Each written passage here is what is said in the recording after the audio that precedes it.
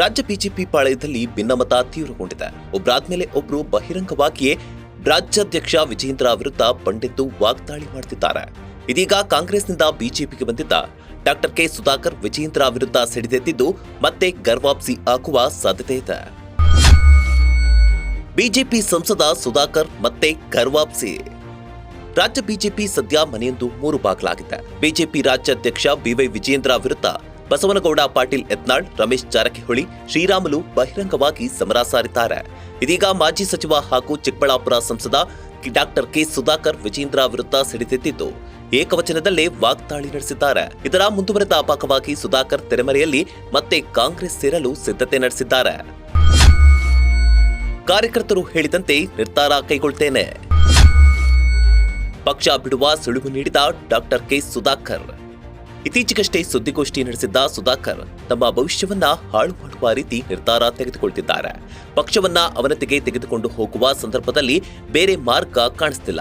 ಕೊನೆಯ ಪ್ರಯತ್ನವಾಗಿ ದೆಹಲಿಗೆ ಹೋಗಿ ರಾಷ್ಟ್ರೀಯ ನಾಯಕರನ್ನ ಭೇಟಿ ಮಾಡಿ ಇಲ್ಲಿನ ಪರಿಸ್ಥಿತಿಯನ್ನ ಹೇಳುತ್ತೇನೆ.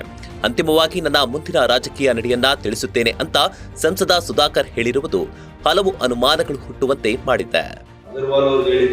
ನಮ್ಮ ರಾಜ್ಯದ ಉಸ್ತುವಾರಿಗಳು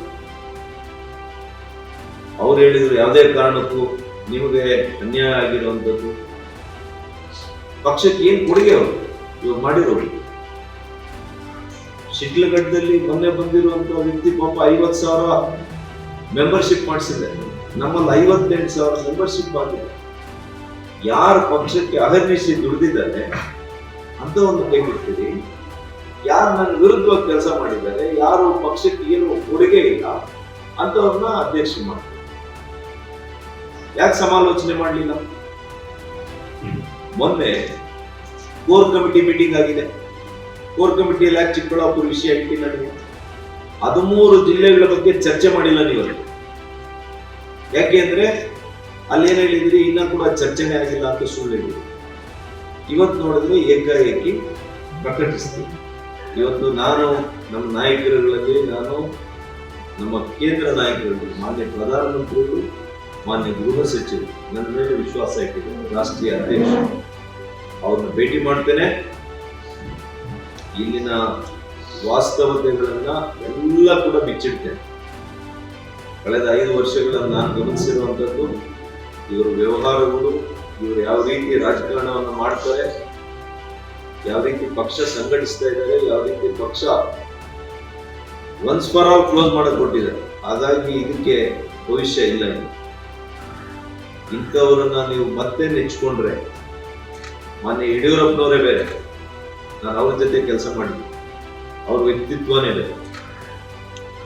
ಇವ್ರಿಗೂ ಅವ್ರಿಗೆ ಹೋಲಿಕೆ ಮಾಡಕ್ ಸಾಧ್ಯನೇ ಇಲ್ಲ. ಮಗ ಆಗಿರ್ಬೋದಷ್ಟೇ.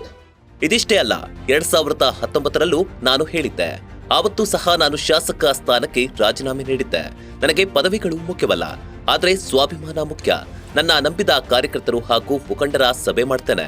ಆ ಸಭೆಯಲ್ಲಿ ಕಾರ್ಯಕರ್ತರು ಹಾಗೂ ಮುಖಂಡರು ಏನ್ ಹೇಳ್ತಾರೋ ಅದೇ ರೀತಿ ನಾನು ನಡೆದುಕೊಳ್ತೇನೆ ಅಂತ ಸುಧಾಕರ್ ಹೇಳುವ ಮೂಲಕ ಪಕ್ಷ ಬಿಡುವ ಸುಳಿವು ನೀಡಿದ್ದಾರೆ. ಅಲ್ಲದೆ ಮತ್ತೆ ಕಾಂಗ್ರೆಸ್ ಸೇರ್ಪಡೆ ಬಗ್ಗೆಯೂ ಸುಧಾಕರ್ ಚರ್ಚೆ ನಡೆಸುತ್ತಿದ್ದಾರೆ ಅಂತ ಹೇಳಲಾಗ್ತಿದೆ. ಸಿದ್ದು ಆಪ್ತ ಬಣದಲ್ಲಿ ಗುರುತಿಸಿಕೊಂಡಿದ್ದ ಸುಧಾಕರ್ ಇನ್ನು ಬಿಜೆಪಿ ಸೇರುವುದಕ್ಕೂ ಮೊದಲು ಸುಧಾಕರ್ ಕಾಂಗ್ರೆಸ್ನಲ್ಲಿ ತಮ್ಮ ಹವಾ ಮೇಂಟೈನ್ ಮಾಡಿದ್ರು. ಸಿಎಂ ಸಿದ್ದರಾಮಯ್ಯ ಅವರ ಆಪ್ತ ಬಣದಲ್ಲಿ ಗುರುತಿಸಿಕೊಂಡಿದ್ರು. ಅಲ್ಲದೆ ಸಿದ್ದರಾಮಯ್ಯ ನಮ್ಮ ರಾಜಕೀಯ ಗುರುಗಳು ಅಂತ ಹೇಳಿದ್ರು. ಆದ್ರೂ ಅದನ್ನೆಲ್ಲ ಬದಿಗೊತ್ತಿ 2018ರಲ್ಲಿ ಕಾಂಗ್ರೆಸ್ ಜೆಡಿಎಸ್ ನೇತೃತ್ವದ ಎಚ್.ಡಿ. ಕುಮಾರಸ್ವಾಮಿ ನೇತೃತ್ವದ ಸರ್ಕಾರ ಬೀಳಿಸಿ ಬಿಜೆಪಿ ಸೇರಿದ್ರು. ಆನಂತರ ರಚನೆಯಾಗಿದ್ದ ಬಿಜೆಪಿ ಸರ್ಕಾರದಲ್ಲಿ ಆರೋಗ್ಯ ಸಚಿವರಾಗಿ ಸುಧಾಕರ್ ಸೇವೆ ಸಲ್ಲಿಸಿದ್ದಾರೆ. ಆದ್ರೀಗ ಮತ್ತೆ ಬಿಜೆಪಿಯಲ್ಲಿ ರಾಜಕೀಯ ಅಸ್ಥಿರತೆ ಸೃಷ್ಟಿಯಾಗಿದ್ದು ಕಾಂಗ್ರೆಸ್ನತ್ತ ಮುಖ ಮಾಡಿದ್ದಾರೆ ಅಂತ ಹೇಳಲಾಗ್ತಿದೆ. ಒಟ್ನಲ್ಲಿ ವಿಜೇಂದ್ರ ವಿರುದ್ಧ ಅಸಮಾಧಾನಗೊಂಡಿರುವ ಸುಧಾಕರ್ ಮತ್ತೆ ಕಾಂಗ್ರೆಸ್ ಸೇರುವ ಸಾಧ್ಯತೆ ಹೆಚ್ಚಿದೆ. ಸದ್ಯ ಈ ಬಗ್ಗೆ ಸುಧಾಕರ್ ಕೂಡ ಚರ್ಚೆ ನಡೆಸಿದ್ದಾರೆ ಅಂತ ಹೇಳಲಾಗ್ತಿದೆ. ಮುಂದೇನಾಗುತ್ತೆ ಅಂತ ಕಾದ್ ನೋಡಬೇಕಾಗಿದೆ. Bureau report, boss TV Kannada. Latest ಹಾಗೂ ಇಂಟ್ರೆಸ್ಟಿಂಗ್ ಸುದ್ದಿಗಳಿಗಾಗಿ ಬಾಸ್ ಟಿವಿ ಕನ್ನಡ ಚಾನೆಲ್ನ ಸಬ್ಸ್ಕ್ರೈಬ್ ಮಾಡಿ. ಹಾಗೆಯೇ ಬೆಲ್ ಐಕಾನ್ ಪ್ರೆಸ್ ಮಾಡಿ. ಇದರ ಜೊತೆಗೆ ಫೇಸ್ಬುಕ್, ಇನ್ಸ್ಟಾಗ್ರಾಮ್, ಎಕ್ಸ್ ನಲ್ಲೂ ಮಿಸ್ ಮಾಡದೆ ಫಾಲೋ ಮಾಡಿ.